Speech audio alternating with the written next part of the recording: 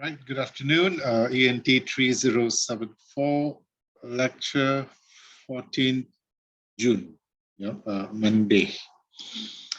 Okay, we'll be looking into chapter 14 today, and after which at about 1:30, there'll be someone joining us, a lecturer joining us.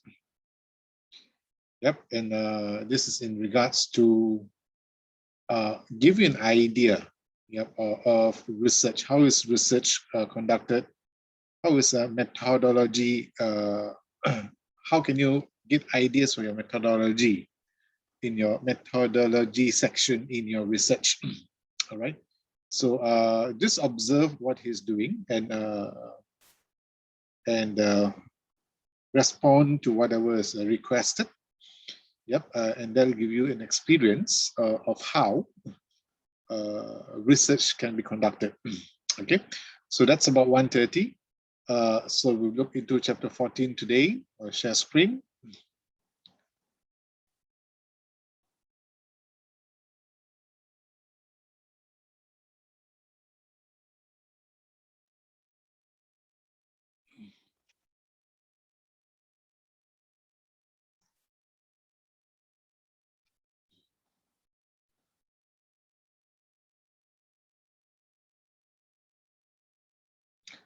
Right, the topic on strategies for firm growth. So basically, in this particular chapter, what you're looking at is that your firm is already up and running. You have already done the business plan, whatever that needs to be, whatever changes that needs to be made, or whatever innovations and creativity that needs to be applied has been applied, and the business is now assumed it is running.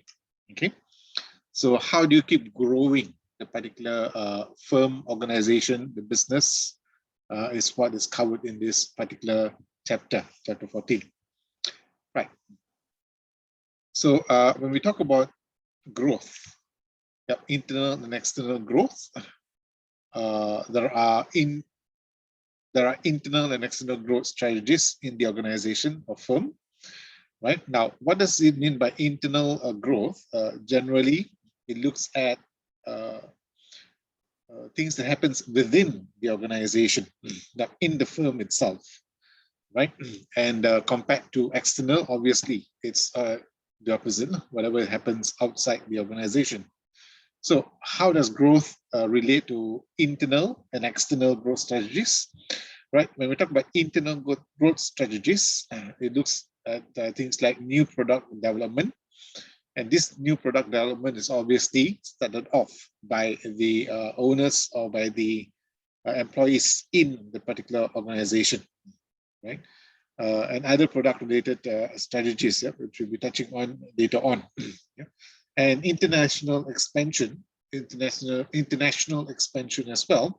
What it means is that here the process is started by individuals or employees or the owners of the organization, of the business.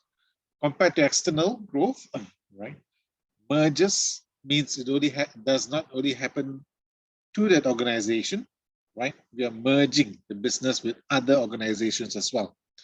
Yep, so mergers, acquisitions, strategic alliances, joint ventures, licensing and franchising, for example. All this involves other organizations working together with other organizations, right? So that's the difference between internal growth strategy and external growth strategies. Okay, moving on to the next slide.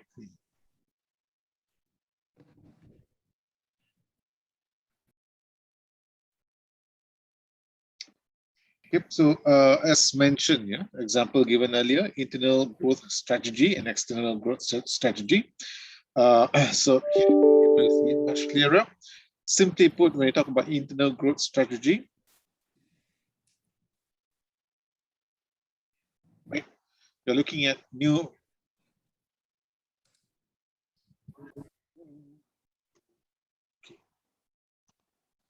right? You're looking at new product development, either product-related strategies and international expansion.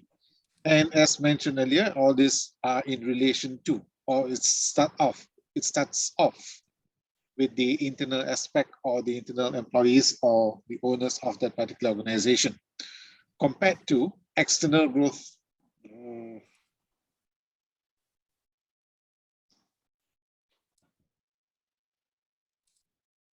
Right, compared to external growth strategies, right? Mergers, licensing,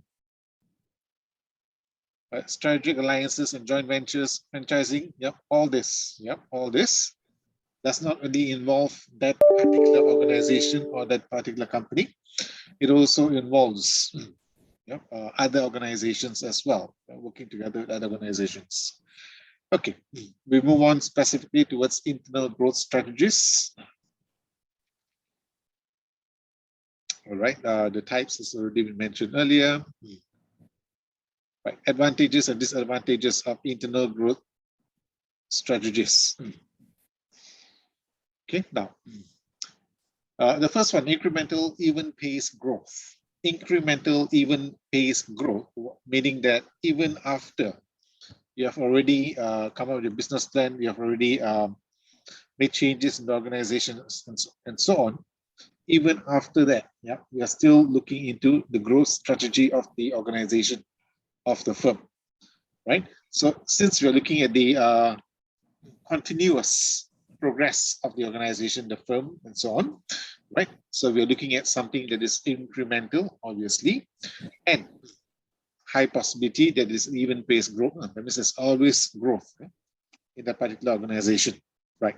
Provides maximum control here means those who are in that organization, that particular organization is in control of whatever decisions is made and of whatever is being done. Okay, so provides maximum control in all aspects here, finance, employees, training, yeah, in all aspects, yeah, they have maximum control. Next, perseveres organizational culture. Okay, since it is looking at that particular organization or employees in that organization, yeah, the culture, and they're not going out, yeah, they're not being influenced by outside factors. Yeah, so the culture in that organization are reserved. When I mean outside factors here is the external growth strategies. Yeah? Okay, moving on, encourages internal entrepreneurship. What it means here is, simply put, each and every employee in that organization has an opportunity, yeah, to become an entrepreneur. Okay, entrepreneur.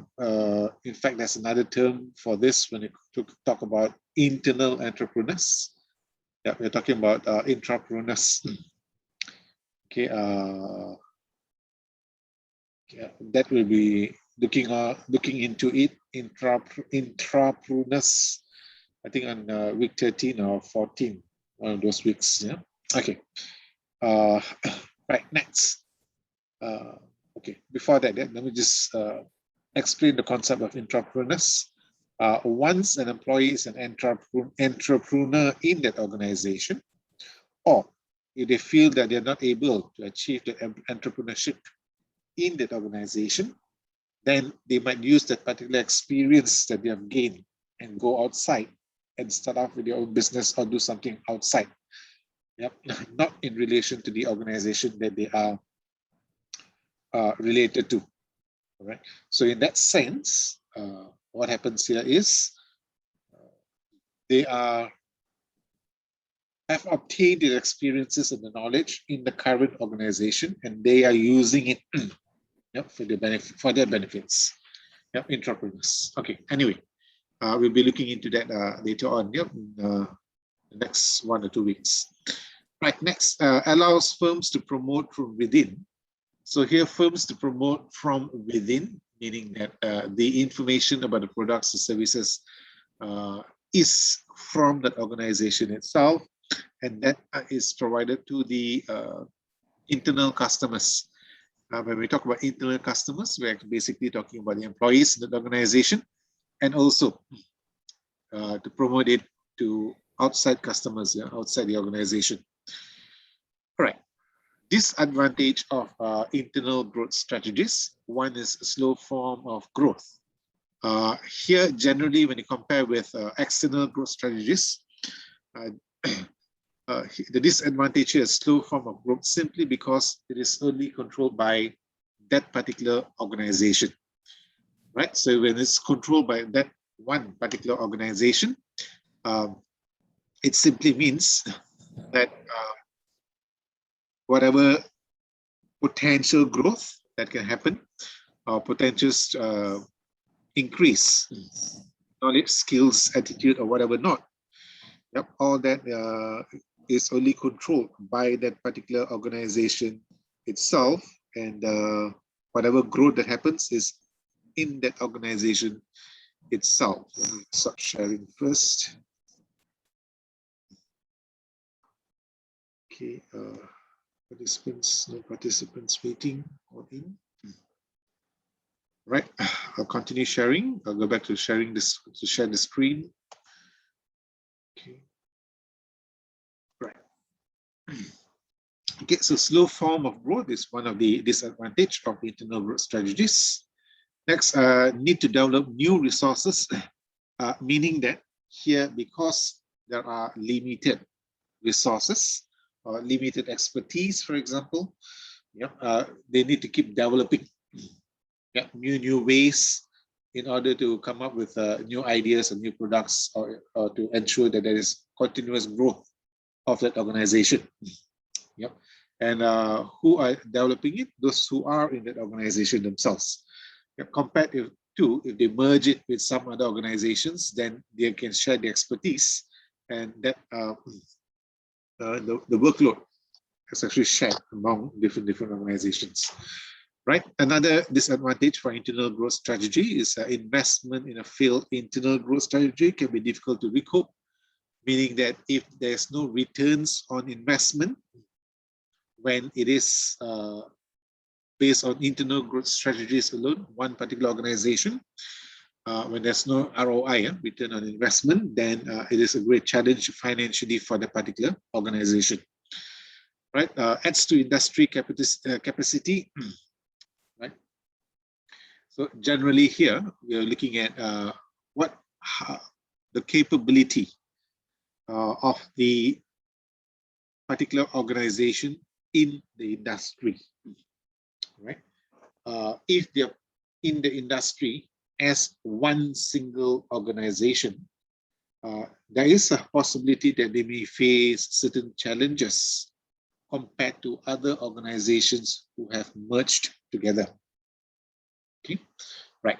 So these are the advantages and disadvantages of internal growth strategies. Right. So what are the strategies used in internal growth strategies?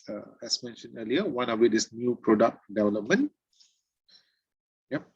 Generally, we're looking at developing new products and marketing those new products.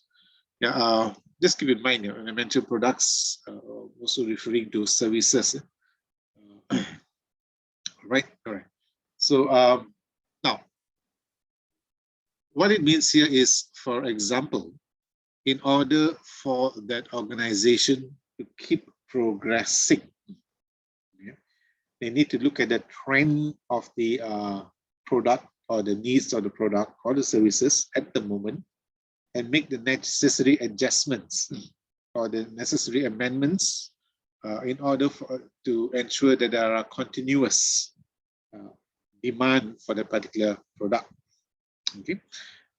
One good example will be now the gadgets, handphones and laptops. If you notice, when there is a new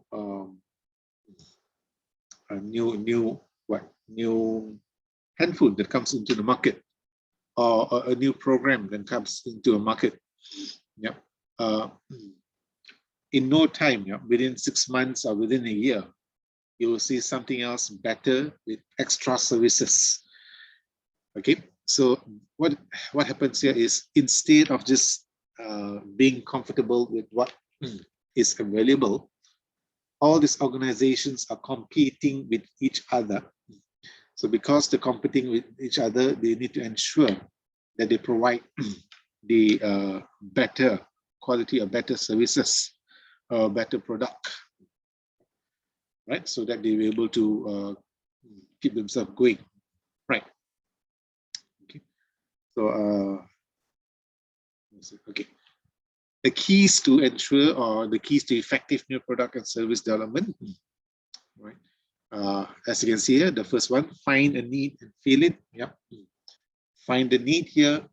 You're going to go back to the market survey, generally looking at what is the needs of the consumers or customers.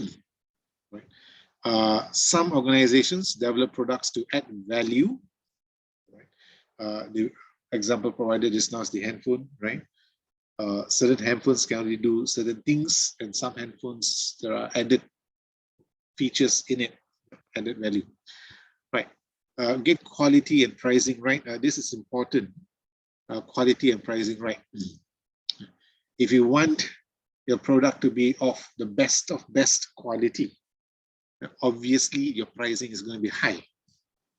Right? If you want to keep the price as low as possible, then the quality needs to be questioned. Yeah. So here there needs to be a balance between the quality and the price, not too highly priced, right?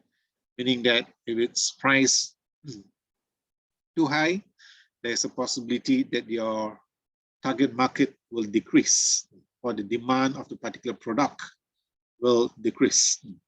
There's a possibility. Okay, now if the price is too low, right, psychological, there'll be a lot of questions of why the price is low. There'll be questions on the quality of the particular product, and because of these questions, there's a possibility that the demand may decrease. Right, so basically getting quality and pricing right, we need to get the balance to ensure that there is continuous demand, and only when there is continuous demand, there is a continuous growth. It makes continuous growth in that organization much easier. Right. Focus on a specific target market. This has been mentioned before as well. When you look at new product development, there's no such thing as creating a product or services that fits everybody, all age group, all gender, all cultures, or whatever. Not. There's no such thing. Right. So when we come out with products, services, we are focusing towards a particular target market, and in that way, we are ensuring that there are demands. Right. There are demands, and we will know how do we come up with our advertisements, our plans, how do we market the product based on our target market. Conducting ongoing feasibility study, another way to ensure that new product development is effective. So conducting ongoing feasibility studies. Okay. One, it gives you an idea how the organization is progressing. And secondly, it gives you an idea what are the thoughts of the customers and consumers.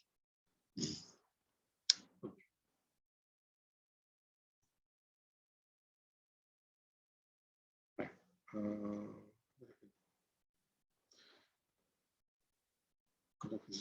Now. Right, reasons why new product development fail. Right, reasons why new product development fail. One, potential market was overestimated. Right, so your target market or potential market, your estimation, overestimated. So what happens is, when in actual fact, right, the potential market decreases, meaning that whatever you have planned, even the pricing of the product, now becomes questionable. Right, so the firm needs to, in this case, what the firm needs to do is to look into everything all over again. Right, so more time is taken, more money is taken as well. Next, customers saw the product as too expensive. So I explained earlier, if your pricing needs to be right.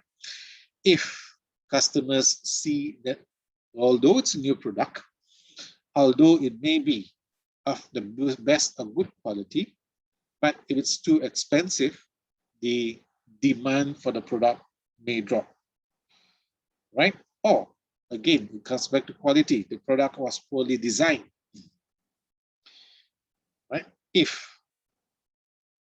the design of the particular product is too poor, if the quality of the particular product is low, again, there's a possibility that the new product development fails.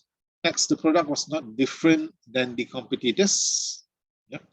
So this is a question: what makes your product unique? Why should I buy your products and services? Why should I invest in your products and services when there are already other companies or organizations or firms already offering that particular product? Yeah. Simply put, psychological again is something, the product is already in existence. Yeah. And there is an organization, a firm that is offering the product or services. I would look at something that's already long in the market compared to somebody who's coming into the market very new, offering the same thing. Yep. Again, as mentioned earlier, psychological. Yep. Psychological, because nowadays we hear a lot about companies with the plan of they come into business just for 1 year, 2 year, make quick bucks, quick money, and leave. Right. So based on this, all right, is one of the reasons why people might be looking at the competitors and asking that particular question. Next, the cost of developing the product line were too high. When the cost is too high, the production will definitely stop somewhere. All right, stop somewhere, or there'll be greater challenge as they move forward. Meaning that, right, when you look at quality, for example, when you're going for high quality, and then as they go on in the processing a particular product or services, and you find that it's too high, the cost is too high, it's not manageable. And then when we try to bring in materials or whatever not in relation to the product or services, which is of lesser quality. So now you already blend the high quality and less quality in this sense. That is one. Another thing is, if it's too high, there's not enough finance to roll to ensure that the product or services is produced as and how it is planned. So meaning that in the process, yeah, when the production stops, the finance aspect, whatever has been spent in the development of the particular product, and whatever time that has been spent in the development of a particular product is now wasted. Okay. Right. One of the strategies for internal growth is new product development. Another strategy as mentioned is any other internal product related strategies. So any other, looking at these 4 aspects: improving an existing product or services. That's one thing. Whatever products or services that we have at this moment, yep, adding value to the particular product or services, make the necessary changes to the particular product or services in relation to the needs and wants of the current consumers.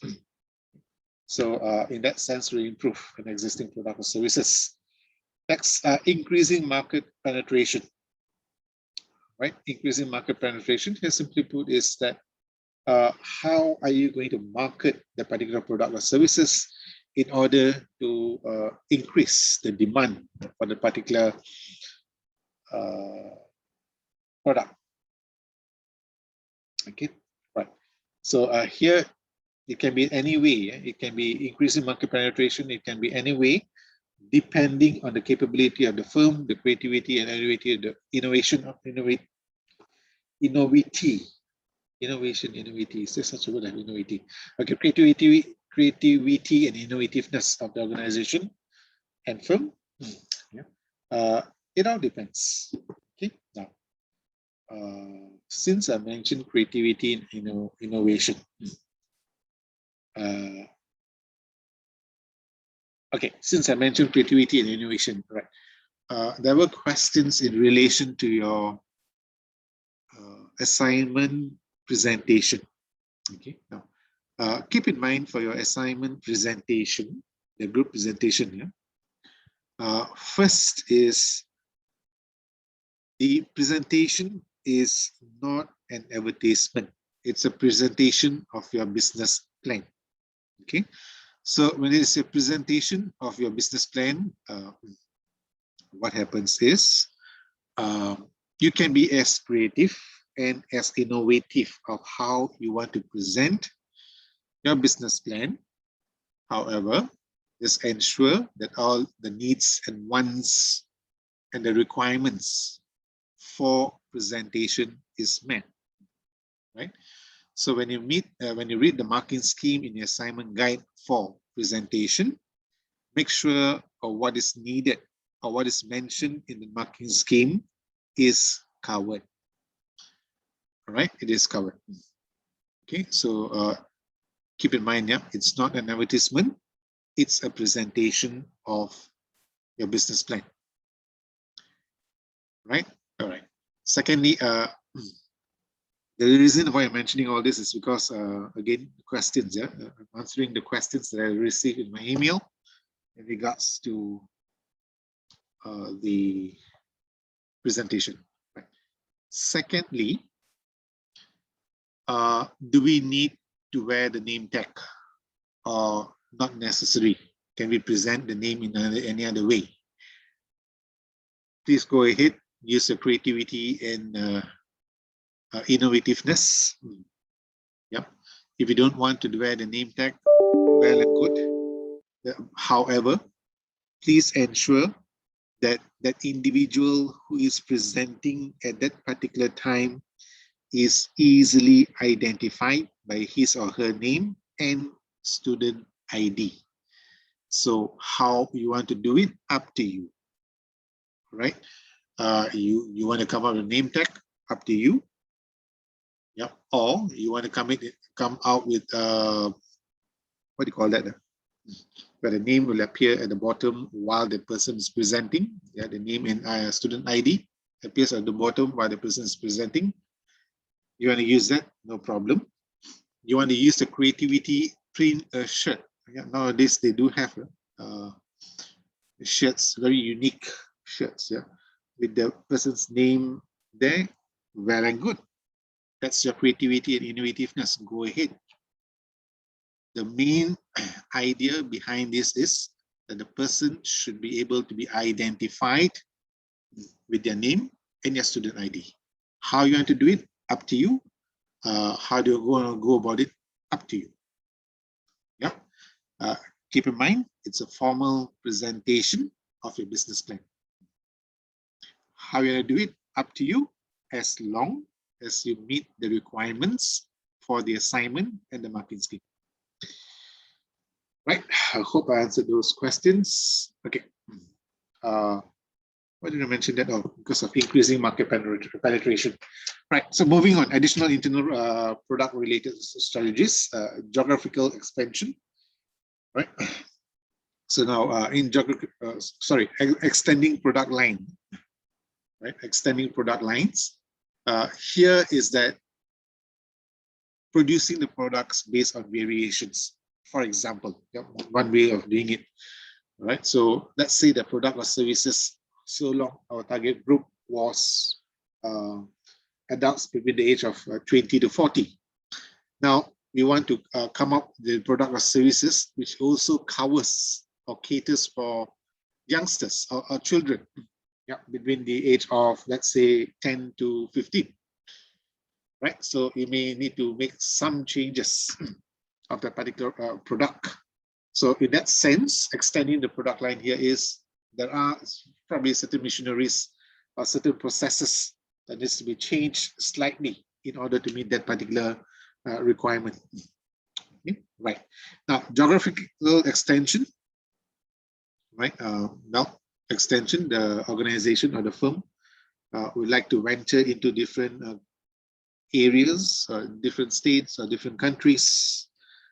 Okay, so all these are additional internal product related strategies. Although they are looking at different countries, it is not external strategies, simply because it is starting with that particular organization, and that organization is moving forward, yeah, to other places. Right. Another strategy of internal strategies for growth. The third one is international expansion. Right. Right. Now, international expansion, simply put here, is that the expanding the services or the products of the firm internationally. Okay, so why would organization do that? Is one is to increase their target market. Two, obviously, they're looking at profitability. If an international expansion would give them more profit possible, yeah? There's a possibility. Or there are other plans of the organization, yeah? In order for growth by looking at international expansion. So now, if the product or services has already been provided, let's say here in Malaysia and Southeast Asia, right? So now probably they'll be looking at other continents as well.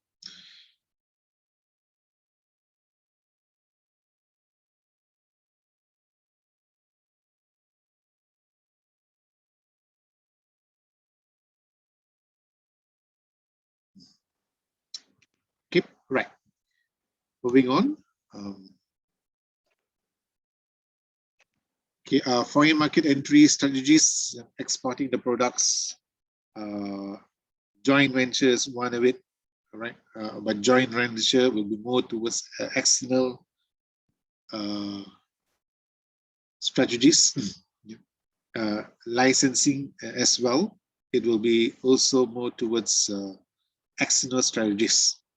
Yeah. But what it means here is, simply put, when we're looking at internal strategies, we also need to understand there is a possibility when we look at internal strategies based on internal expansion, international expansion, there is a possibility of a merger.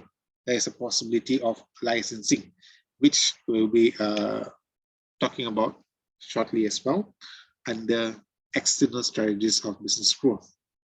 Right. Same thing, franchising, yeah, turnkey project, yeah, fully owned subsidiaries. All this, yeah, can be discussed under external as well. But here, when we talk about international expansion, as mentioned, yeah, it creates a possibility for the internal strategies that we have applied, and through the internal strategies that we apply, the business progresses, the business grows, there is a possibility for all these external factors of franchising, joint venture, licensing, and so on. Right. Being said so, we look at the external strategies, growth strategies. Four types: mergers and acquisitions, licensing, strategic alliances and joint ventures, and franchising. Right. So there are also advantages and disadvantages of external growth strategies. Yep. And so what is this external growth strategies? As mentioned earlier, this is a combination of firms or companies. Yeah. So far, what we've been looking at is internal growth strategy. We're looking at one particular firm. So when we look at external growth strategy, we're looking at that particular firm combining with another firm. Okay, so that's external growth strategy. Advantages: reducing competition. Reducing competition, simply put, when the organization is one organization compared to a combination of 2 or 3 organizations, the strength increases. Yep. Organization number 1 would have their own strengths and weaknesses. The weaknesses of organization number 1 can be covered by organization number 2, right? And the weaknesses of organization number 2 can be covered with organization number 1, right? So it makes them even stronger and therefore it reduces competition of single or internal growth strategy based organizations. Next, gaining access to proprietary products or services, again, simply because you're combining, your products are now more products, and the target market now can also be more, you have more target markets, or increase. Gaining access to new products and markets, as mentioned, organization 1 will be probably offering 2 or 3 products in relation to a particular industry. Organization number 2 will be probably offering another 2 or 3 products. Right. Next, obtaining access to technical expertise. Again, basically the sharing here. So technical expertise, organization 1 would have its own expertise, organization 2 would have its own expertise combined, and voila. Okay.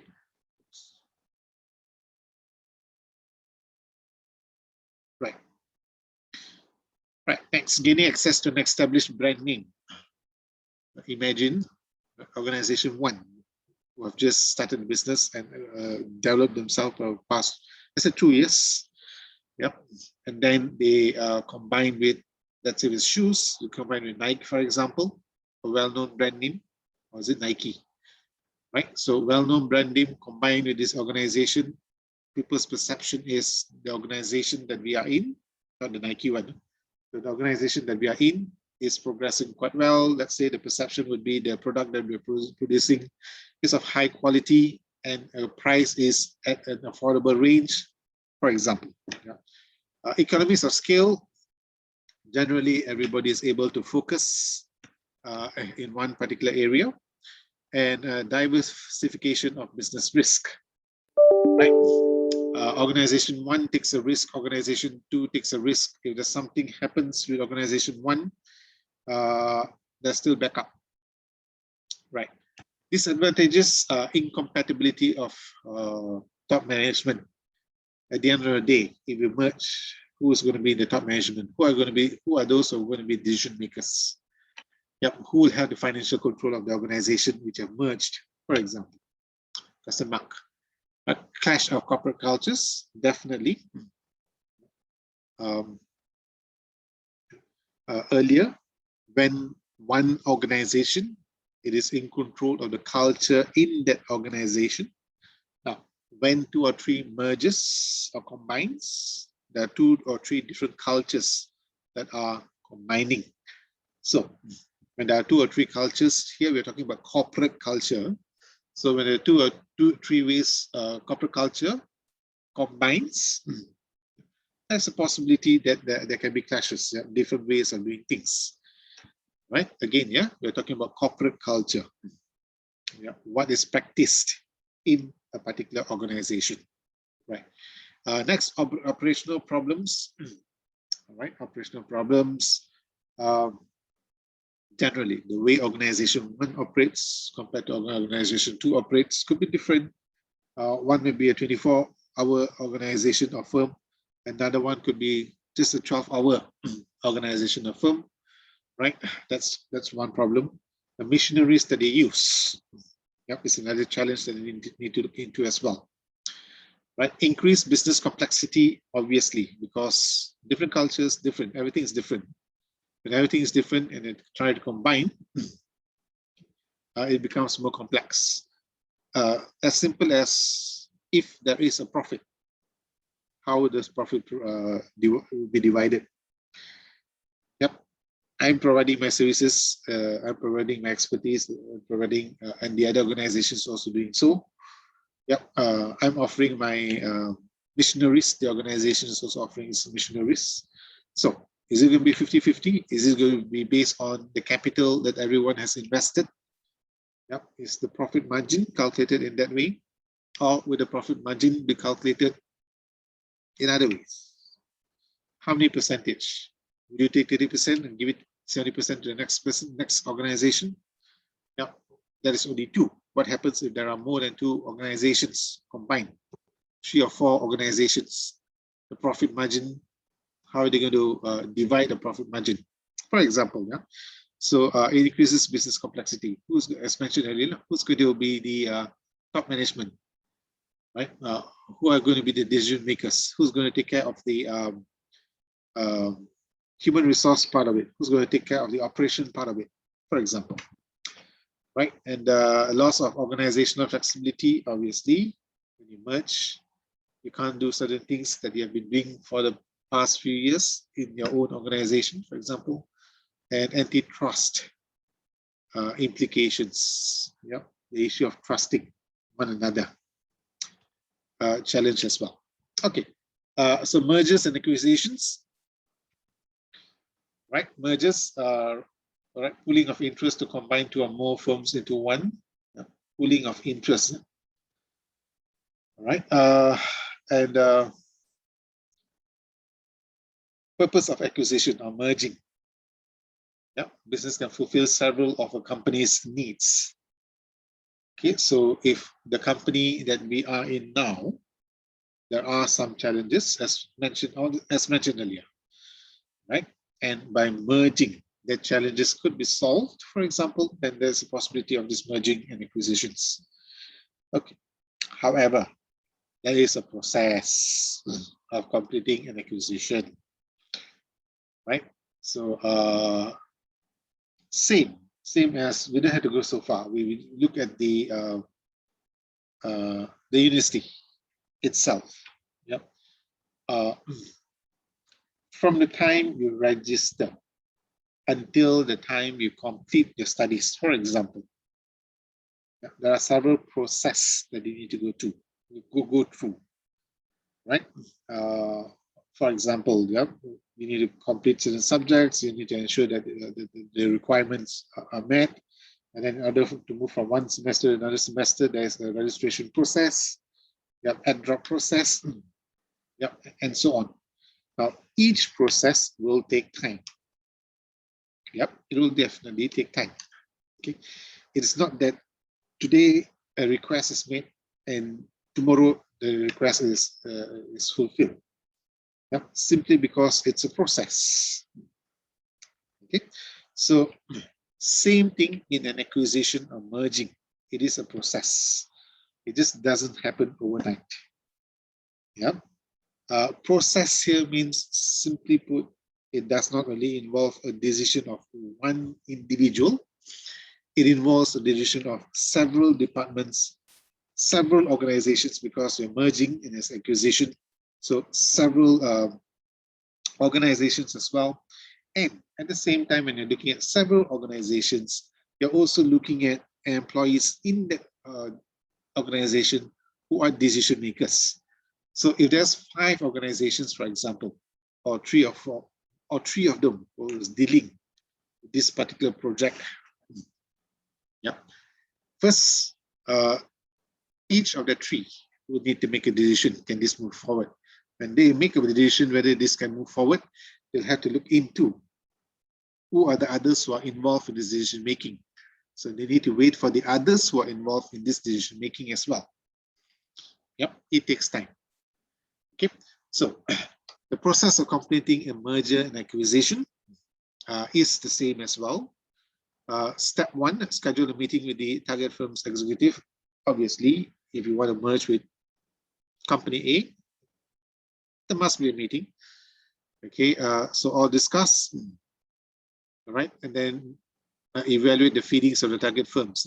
The feelings of target firms. Simply put, can this go on or not?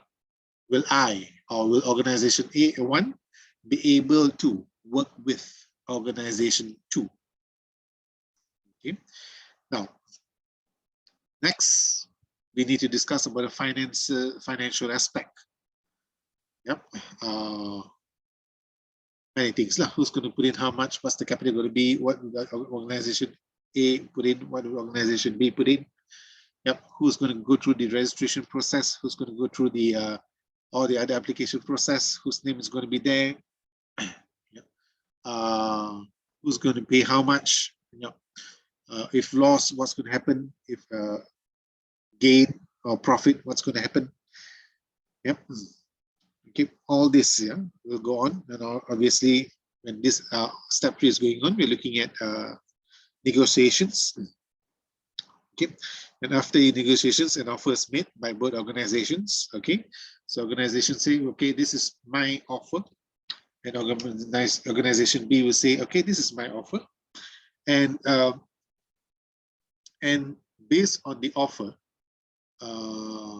it's not that they will accept it as it is. Discussion will still go on. Okay, and then the next step, we'll try to develop a non-compete agreement. Right? Okay, non-compete agreement. Right. Now, once this agreement is achieved by both parties, only then the lawyers will come in for the merging. Okay. It doesn't mean the earlier steps there's no lawyers or there's no legal aspects that's involved. There are legal aspects and there are lawyers involved in the earlier steps. However, the official involvement of a lawyer or of any legal aspect officially is after this agreement has been met between these two parties. The lawyers will come into and plan out an agreement, yep, to ensure that everything is in according to the law, right? And okay, agreement signed. Step 8.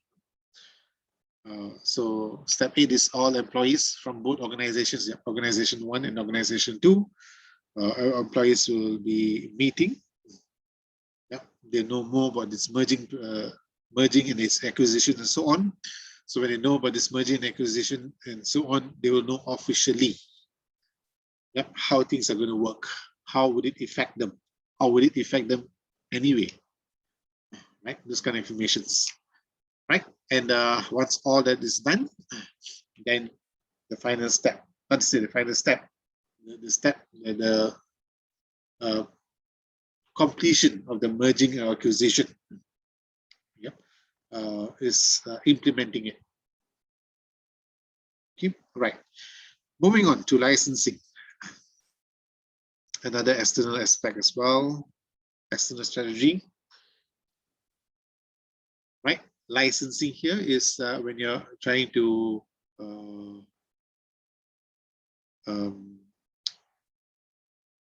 innovate something or create something based on an idea from a different company or based on the products of a different company or services of a different company. Right? Yeah, as they call it as intellectual property. Right? Intellectual property. Right.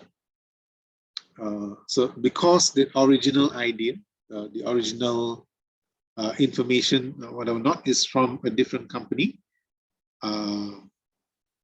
we need to sort permission from that company. Yeah. So sorting permission is where the sorting out the, what's the word they used? Permission. Yeah, is the licensing part of it.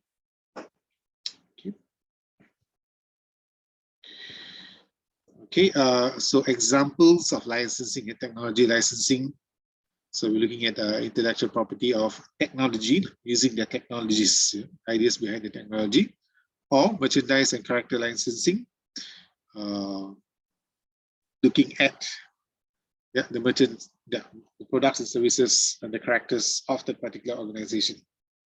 Okay, right. Okay, next, strategic alliance and joint ventures. Okay, again, here we are talking about joint ventures. Joining ventures here will look into more organizations, the merging and acquisition, and so on. Licensing does not involve as many organizations as joint ventures and strategic alliances. All right. So other joint ventures is basically what they do is that, what's the word? They share the expertise, they share the products and services that they are offering in the market. Okay, advantages of strategic alliances and joint ventures. Okay. As you can see here, this almost the same as the others. One gain access to a specific resource, same. When you join venture with a different company, you have more resources. Yep. Economies of scales, same thing. Yep. Risk and cost sharing. Everybody shares in the risk and cost. Gain access to foreign market.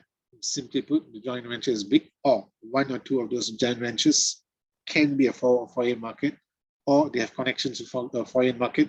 Very good. Learning, we learn from different organizations who have joint venture. Speed to market, easier, faster, because everybody is putting in their own expertise. Yep, it is faster to reach the target market and neutralizing the blocking competitors. Here, in other words, as a lone organization, there are many competitors. In fact, even those who join the joint venture, before the joint venture, they themselves are competitors. Yep. So now when we join venture, yep, there are lesser competitors, and because we are bigger, yep, with the other firms, it blocks other competitors or neutralize other competitors. Yep. All right. Disadvantage, loss of proprietary information. Whatever information that is in our organization needs to be shared with others. So it's no more in control of our organization. It is now shared. Okay. Management complexity, same problem as mentioned earlier. Financial and organizational risk, same issue. Financial and organizational risk here simply put the identity of the organization one earlier, and the culture and so on. Yep, all those things, yeah, will clash, which is again explaining the other parts of the disadvantages, right? So when they clash, yep, one of the clashes that we have is this financial clashes. Okay. Right. Next, risk becoming dependent on a partner. Risk becoming dependent on a partner, meaning that if organization A becomes dependent on organization B for producing a particular product, the risk is they need to maintain that relationship. Yep. If there is a problem in that relationship, high possibility company A will suffer some loss because they're not able to get the materials or whatever information that is needed to produce the products that they want to produce. Okay. Partial loss or decision autonomy. Yep. Again, we are not in control of our own organization. It is now being shared. Yep. Cultures clash. Yep. Loss of organizational flexibility. Same issues. Okay. All right. Okay. This has been touched on as well. Joint ventures has been summarized. Okay. Franchising. Right. Franchising. Yeah. Right, form of a business organizing in which a firm that already has a successful product or services license its trademark to others. Very good example that everybody is familiar with. Franchising here is KFC and McDonald's. Yep. Well, one organization, yep, the franchisee in the sense, yeah. For example, KFC, yeah. One organization had the idea, had a trademark, yep, at the beginning, and now that trademark is now being shared to others. That secret recipe, for example, is now being shared with other organizations who want to operate the same type of business. Yeah, right. License is trademark and method of doing business is to another business or individual, franchisee. Right?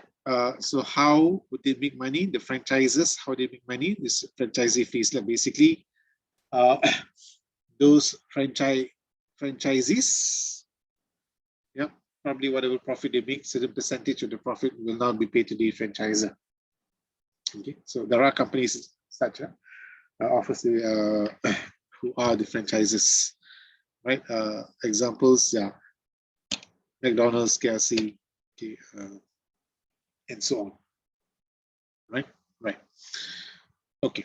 I'm going to share with you a video that talks about this internal and external strategies. It is, in fact, the link is also in your notes. No, in your subject outline. The link is in your subject outline. Stop share this.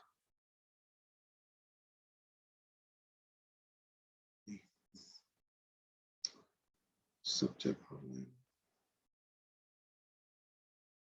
Should go.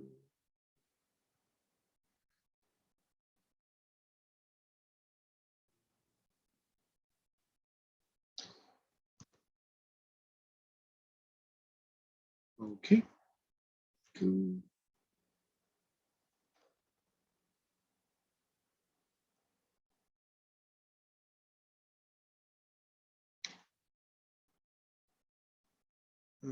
Right. Right. Okay.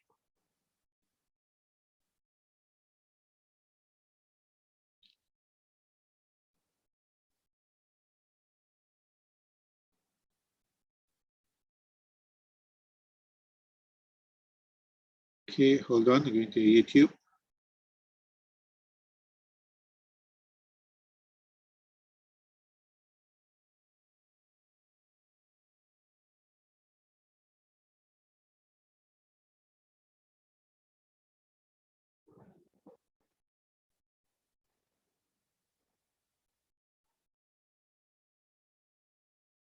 Okay.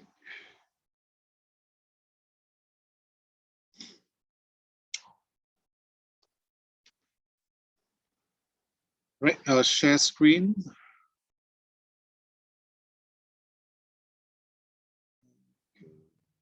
Let me share screen.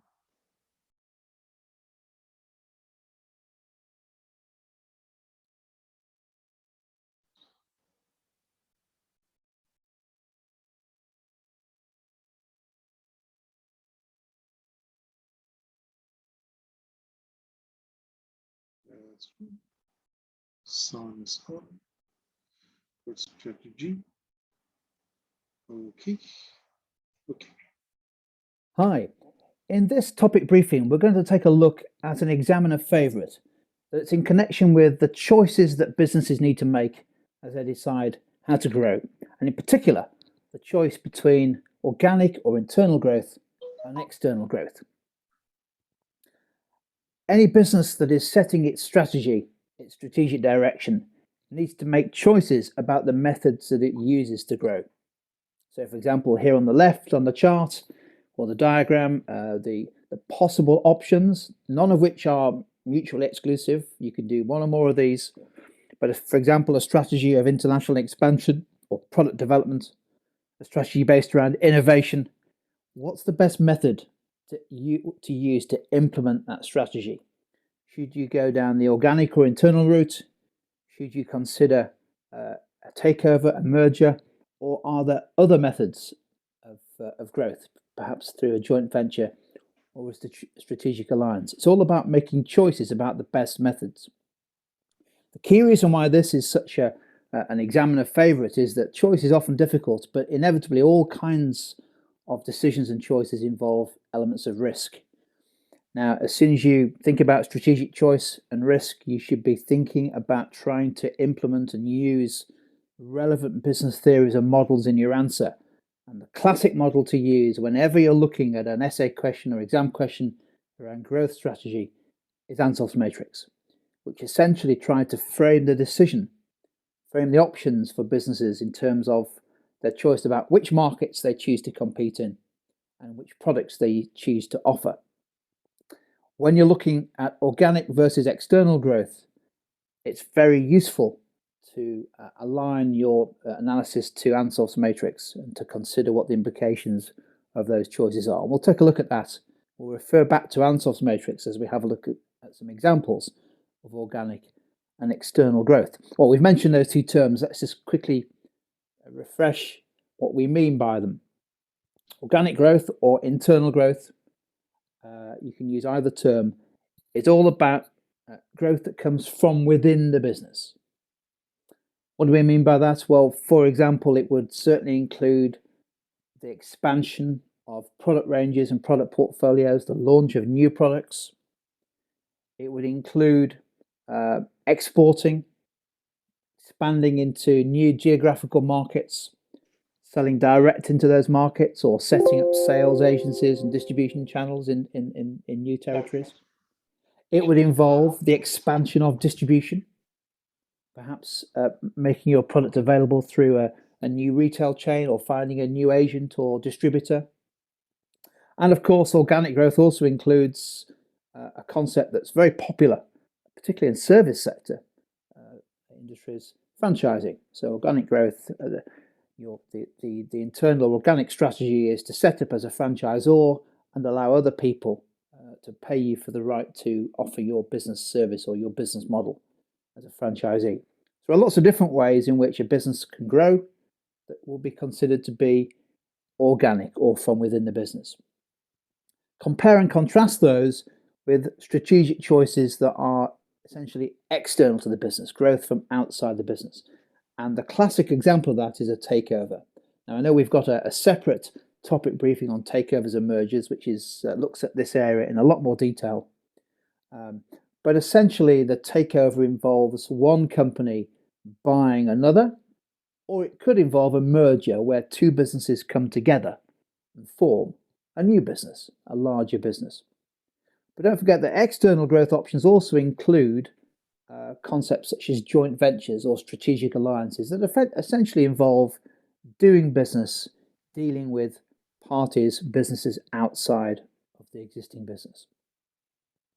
As you develop your understanding of business, you soon come across lots of great examples of businesses that have used organic and external growth very successfully. Let's just spend a couple of minutes highlighting these. We're going to highlight some more and showcase some more over the next few minutes. So thinking initially about internal or organic growth, I'm a big fan of the example of Aldi in the UK.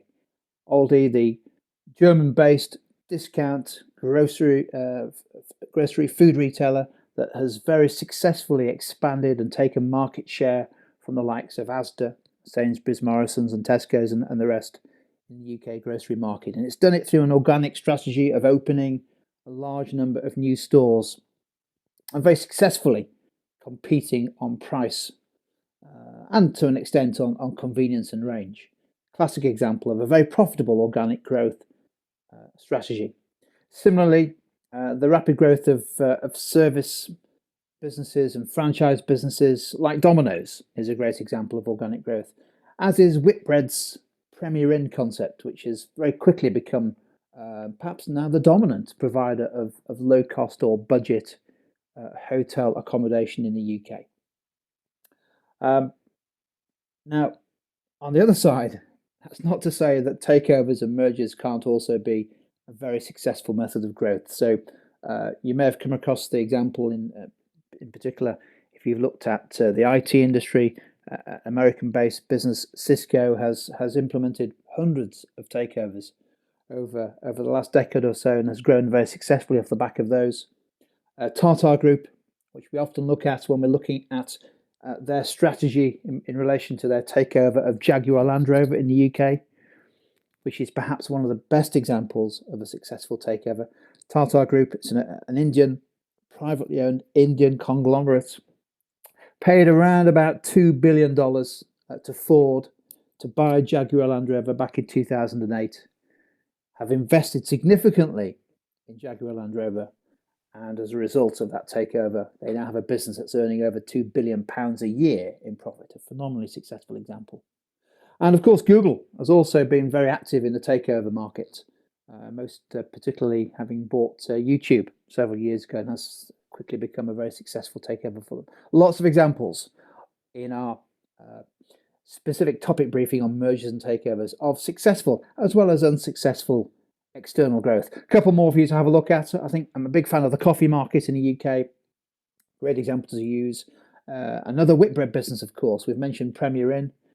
Costa Coffee is now, by some distance, the leading coffee shop brand and chain in the UK, with almost 2,000 outlets. Almost certainly by the time we get to the end of 2015, it will have over 2,000 outlets, which is double what Starbucks has, which is the next biggest competitor. And of course, it's the classic organic growth strategy, simply opening new outlets. Similarly, we've mentioned Domino's, a great example of a franchise growth. There we can see that since 2006, Domino's UK has almost doubled the number of locations that it operates in the UK, and as a result has significantly increased its revenues, its franchise revenues, as well as its core revenues and its profitability. Now, how do you compare and contrast these two strategies? What are the possible lines of analysis that you could use to assess whether one strategy is better than another? Well, I mean, these aren't the only ways of comparing and contrasting, but I think they're a useful starting point. Thinking about risk, generally speaking, which is why I've put the word usually after 2 or 3 of these points. Generally speaking, an organic or internal strategy is perceived to be low risk than takeovers. Takeovers and mergers have a reputation for frequently destroying shareholder value, for all sorts of reasons that we looked at in the specific briefing on takeovers and mergers. But generally, takeovers and mergers are higher risk than an organic strategy. Similarly, organic internal growth tends to be a slower way of growing your business than through takeovers, which have the potential, as I said a bit further down there, to be transformational. Overnight, you can buy a competitor or a similar business and significantly increase the size and scale and scope of your business. Much faster way of adding to revenues and hopefully profits through a takeover. Organic tends to build on what you're good at, what you're already doing. Existing product ranges, existing capabilities, technology, a reputation for innovation, creativity, quality. Those are good things to build a business on, aren't they? Continuing to grow your business. Whereas takeovers, particularly if it involves diversification, have the potential to be completely transformational in terms of what your business does, where it operates. You often see successful organic growth strategies in markets that themselves are growing fast, where there's lots of opportunity for organic growth, or where there's perhaps a weak leader, a weak competitor, where there's an opportunity to grab market share, where an organic growth strategy is just as likely to increase market share as a takeover.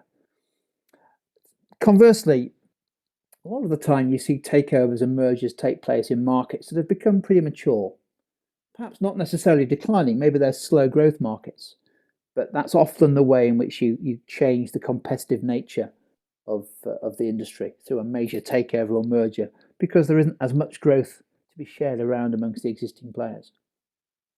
And I also like the link with innovation, technology and brands.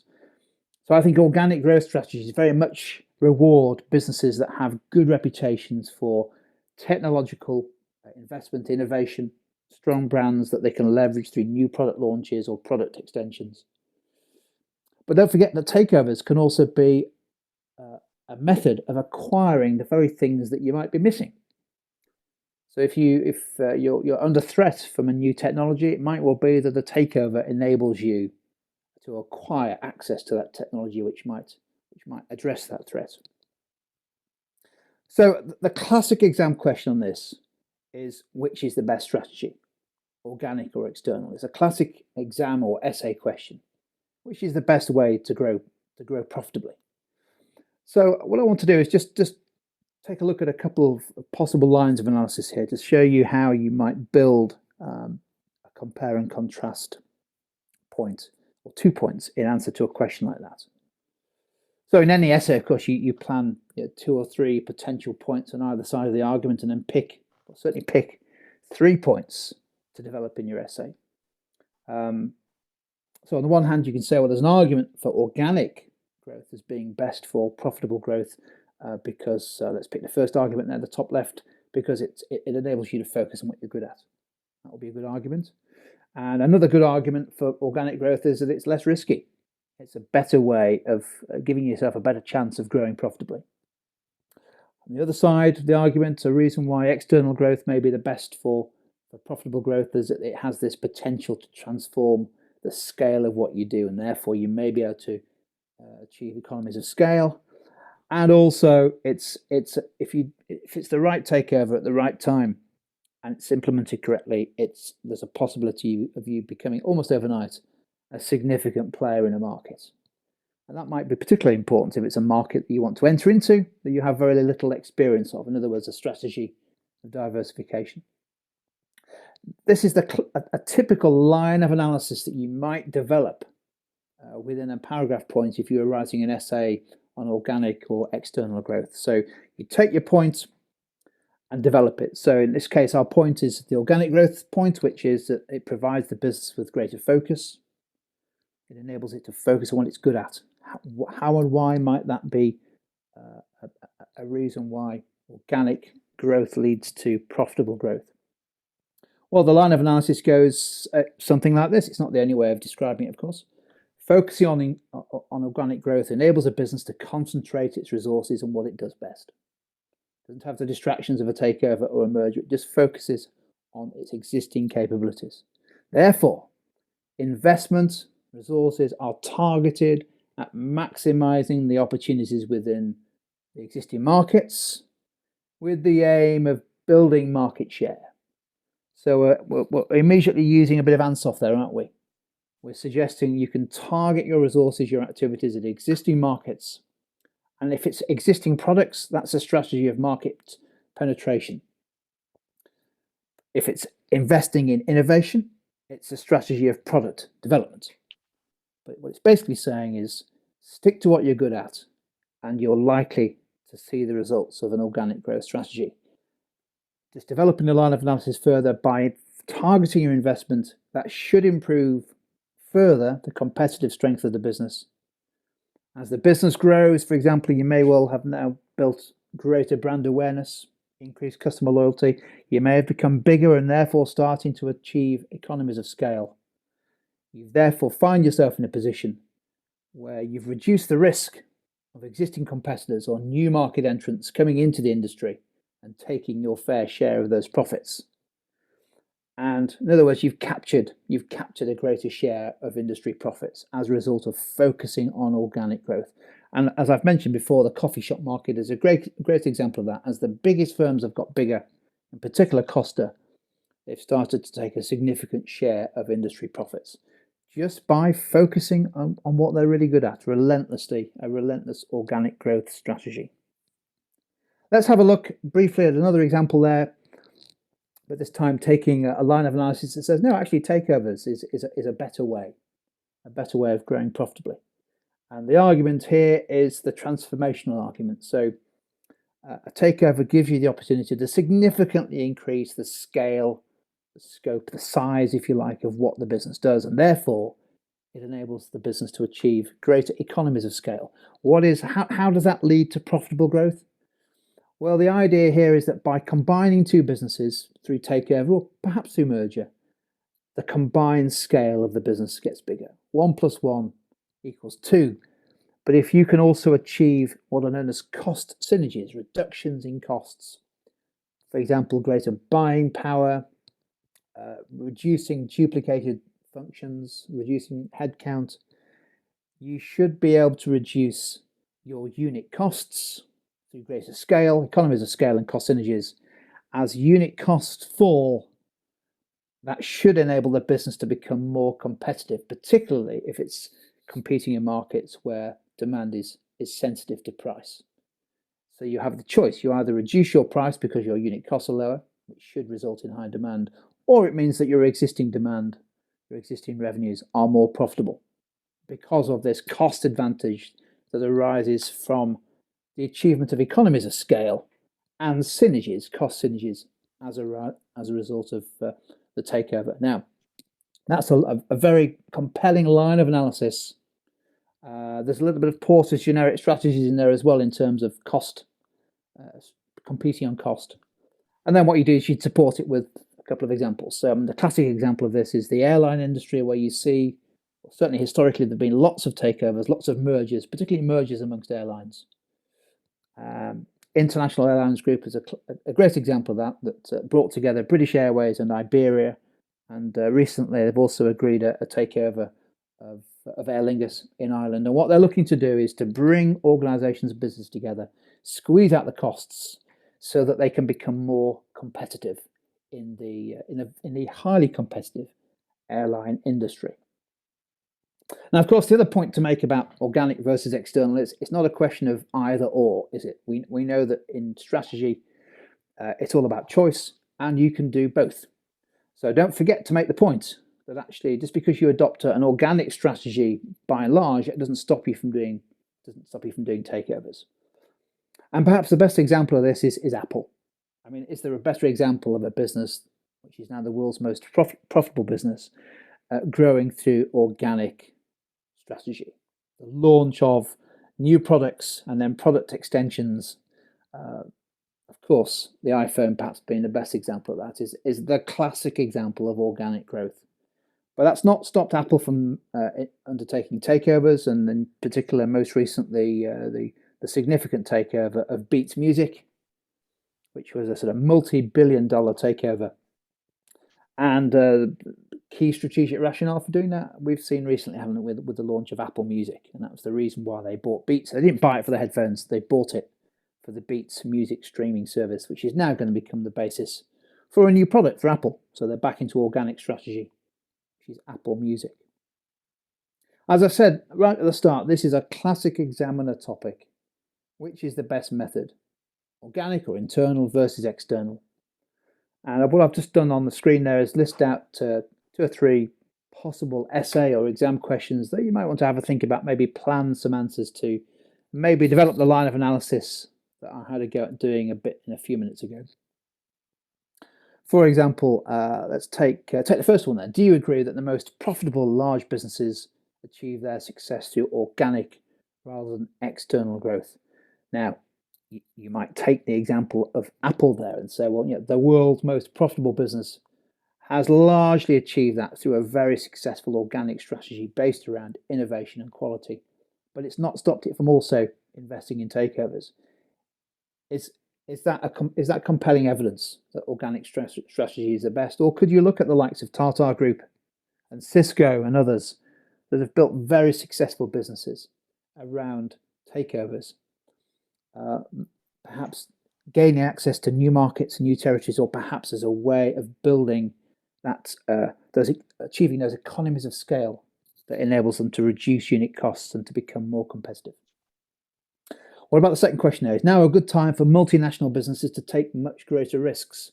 That doesn't mention the word organic or external, doesn't it? But taking greater risks sounds like that's a question that says, is now a good time for multinationals to invest much more in takeovers rather than organic growth strategies? Taking greater risks implicitly assumes takeovers. Take a look at those questions, have a go, have a plan, and see how you get on. This has been a short briefing on strategic decision making, in particular just thinking about the difference between All right, so basically from there, we are able to see a lot of examples in relation to internal and external strategies for business growth. That's one.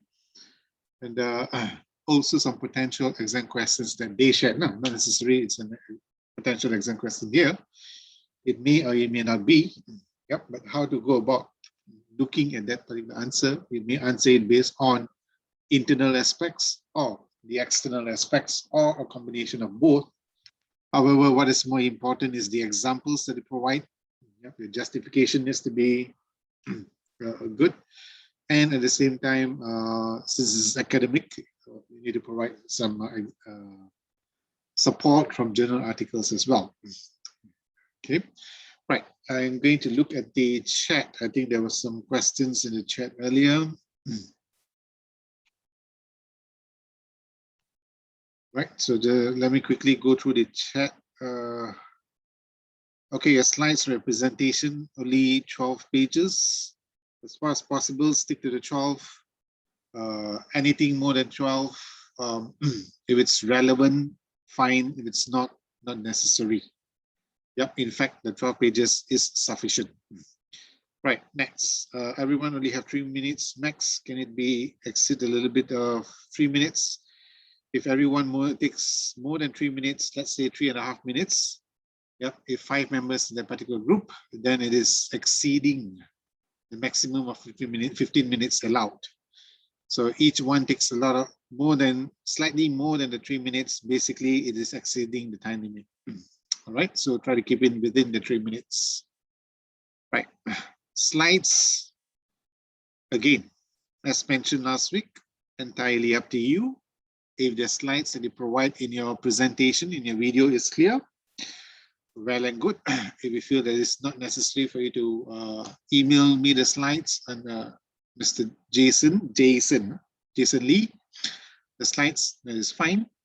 If you think you would like to email the slides as well, because you feel that the presentation slides in the video is not clear enough, well and good, feel free to do so.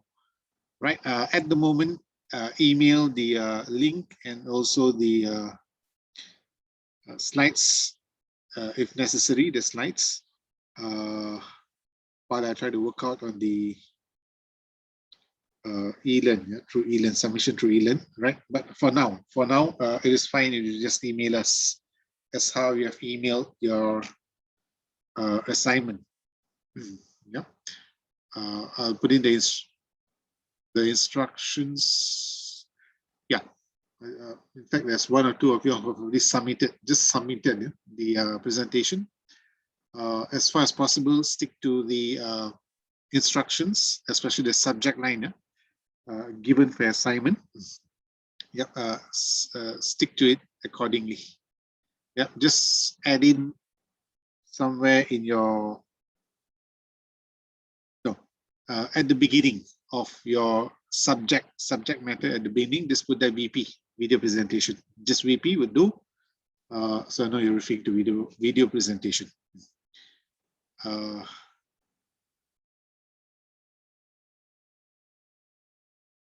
Whatever it is, we are looking at YouTube link. You have to be, yeah, at the end of the day, we're looking at YouTube link. As mentioned, the submission box in eLearn is not set up yet. So for the moment, you can submit it through eLearn as how you submitted your assignment. Yep, with just a VP, V for Venezuela, P for Penang, at the beginning of the subject.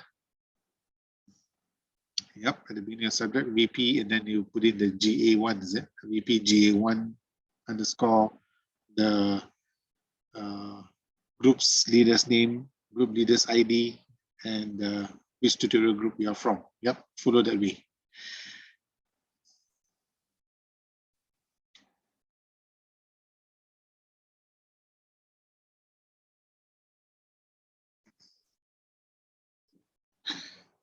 Max 15 minutes, right? Max 15 minutes, maximum 15 minutes presentation. References not required because this is a presentation of a business plan, which is from your assignment. Yep, so not required. All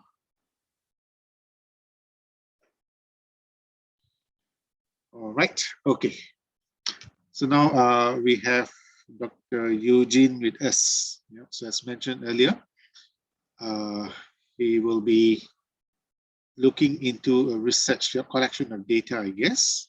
So just go through this experience. Most of you all are in your final semester or final year, and learn something from here, which can be applied for your research, and also your for those who are in business research design, your methodology section. Right. So, Dr. Eugene. Hi, Jason. Thank you so much for the opportunity.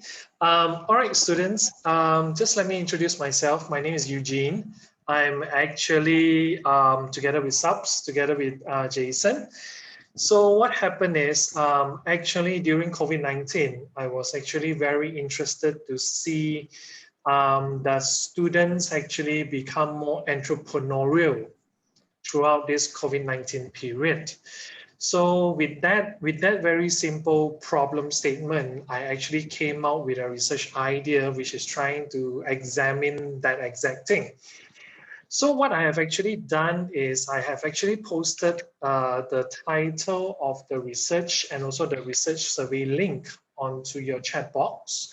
I would really be very happy if all of you guys could just spend about 5 to 10 minutes of your time. Just share your thoughts to me in terms of a Likert scale of 1 to 5 about what you think about COVID-19 and also does that help you to be more entrepreneurial at the end of the day. So the survey link is there. Please just complete it so that you know we can have a clear understanding of what is happening with our students and coming from that end. So if any one of you guys have any question, I will still be in the chat room, but I'll be quiet. So that's it. I would just need your guys to help me out to fill up this survey link posted there on the chat. All right, that's it from me, Jason. Thank you so much. I'll hand the class back to you then. Okay, thank you, Dr. Eugene. All the best to the research. Nice haircut. Thank you. Okay, so can we go into the link and complete the questionnaire? Ladies and gentlemen, and once you're back, I'll provide you the check-in code.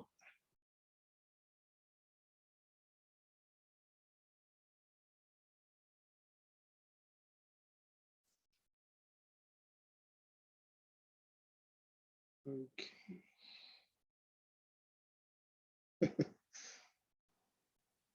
Yeah, so as you can see the link in the chat box here. So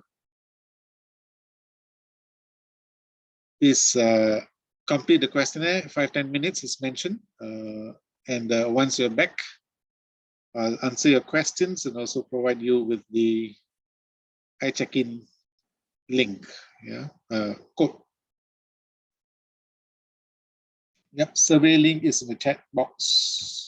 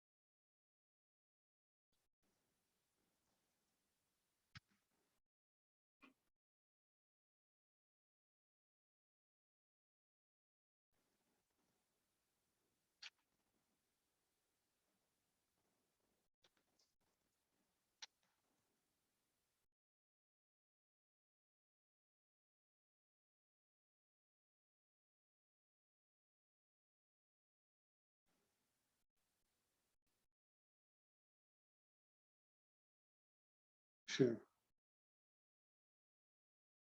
13.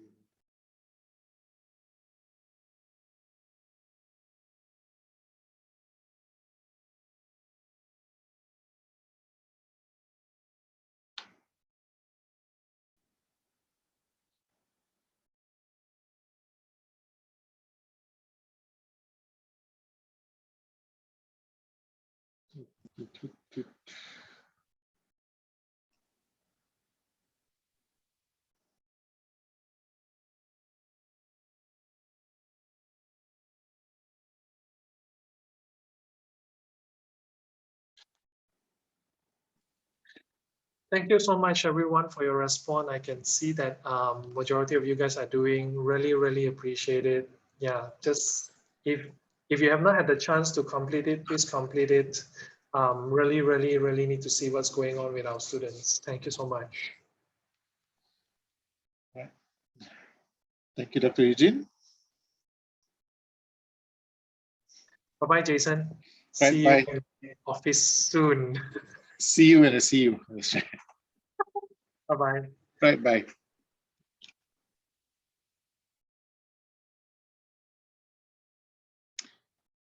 Okay. Thank you everyone for answering the questionnaire. Yeah? For those who are still doing it, just go ahead. While I answer some questions in the chat. Okay. References as mentioned already.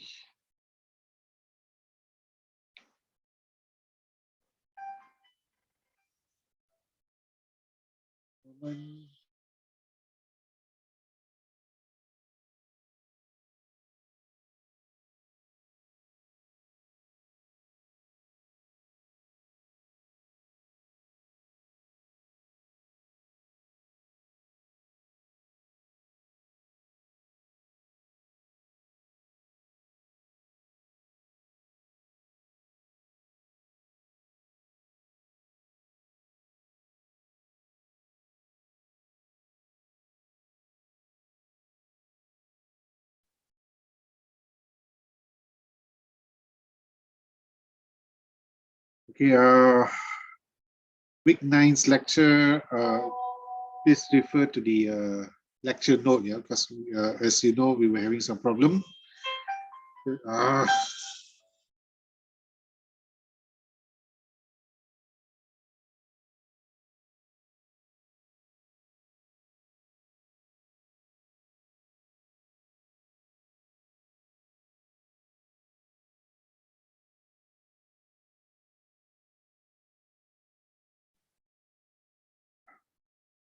Right, so there were some problems in the recording for week 9, so let's refer to the notes for week 9. Okay.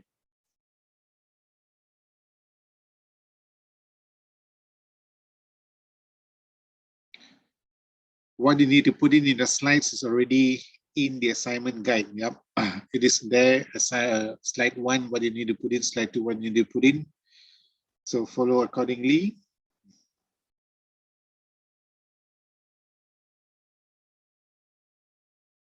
However you want to record, yeah, feel free to record however you want to record. At the end of the day, what is needed is your YouTube link. Yep. So make sure it is in YouTube and we are able to view it. Okay. I think you can set it there to be private as well. Yep. So if you don't need to go public, you can set the YouTube as private, I guess, and then allow me and Mr. Jason to view it now. Mr. Jason Lee. Okay.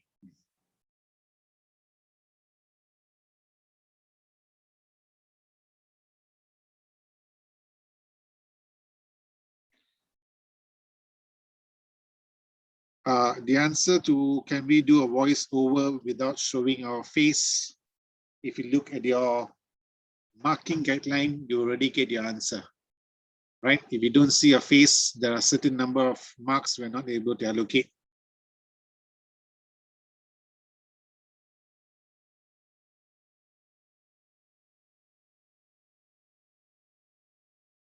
Regarding reference list, I already explained earlier.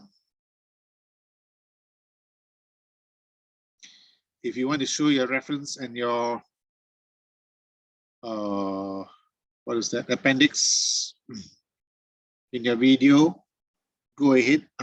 Keep in mind your time is 15 minutes, yeah.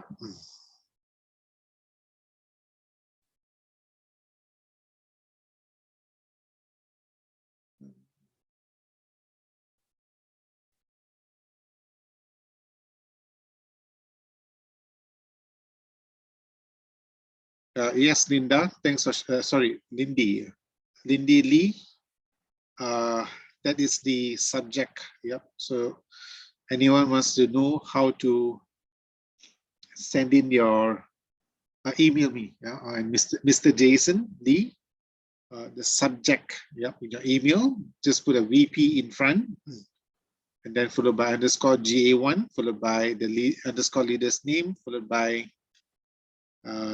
leader's ID, and then underscore the tutorial group. Okay, it's exactly the same as how you have handed in your assignment, only that just add in the words VP in front. Okay, Lindy Lee has provided an example. Yeah, thanks, Lindy.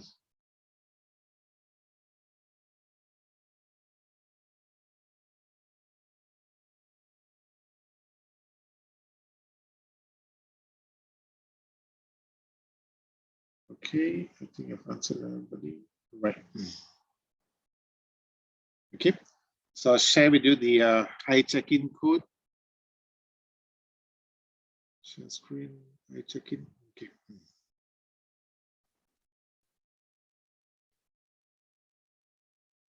That's this one coming up.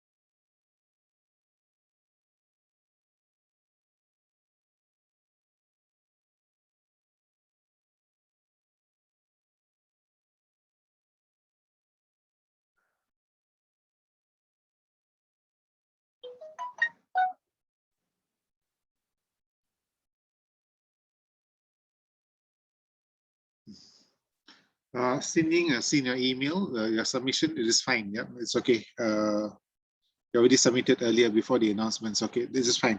It's fine. I'll do the necessary. Right. Thank you.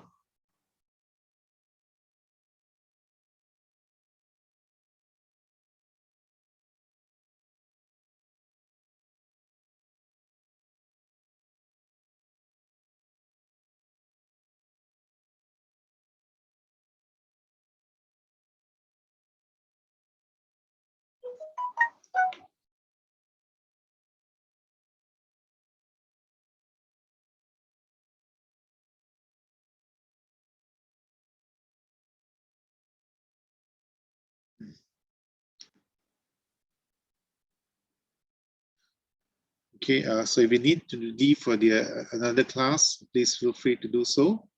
Yep, but remember, yeah, this week's tutorial is in regards to what has been mentioned today, and it will require you to respond. Yeah, so please be prepared for this week's tutorial. Also the workshop.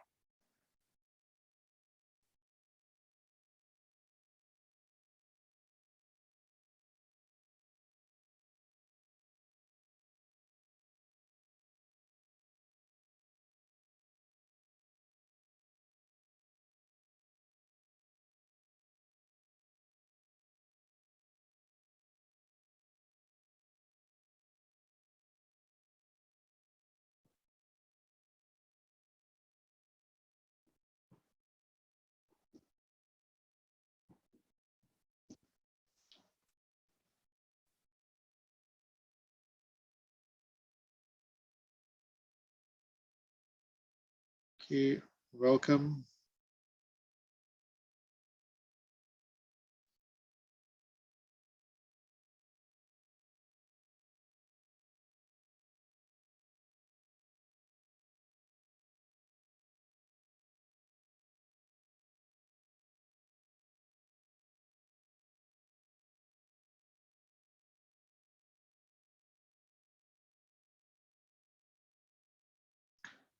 All right, welcome everybody. Have a good day ahead.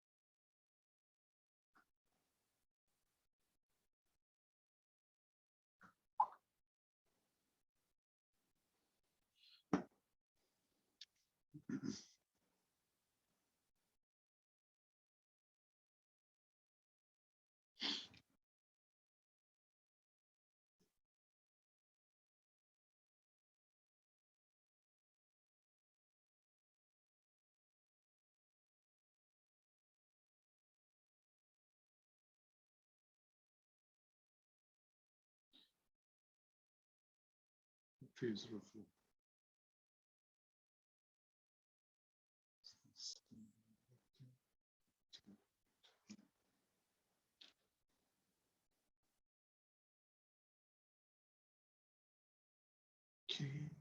stop sharing.